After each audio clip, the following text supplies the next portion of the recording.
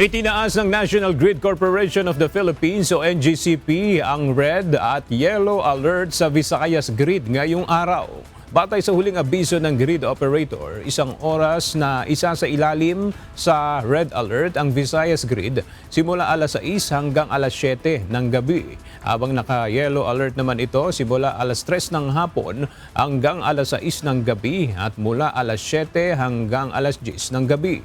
Dahil ito ay nasa 20 megawatts lamang na reserbang supply ng kuryente sa Visayas Grid, bunsod ng mataas na demand ng kuryente na halos dikit sa available capacity ng grid.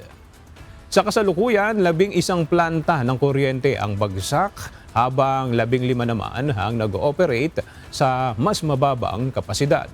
Nauna nang sinabi ng NGCP na kapag red alert, malaki ang posibilidad na magpatupad ng rotational power interruption. Kasabay nito, tiniyak ng NGCP na nananatiling nasa normal na kondisyon ang operasyon ng Luzon at Mindanao Grid.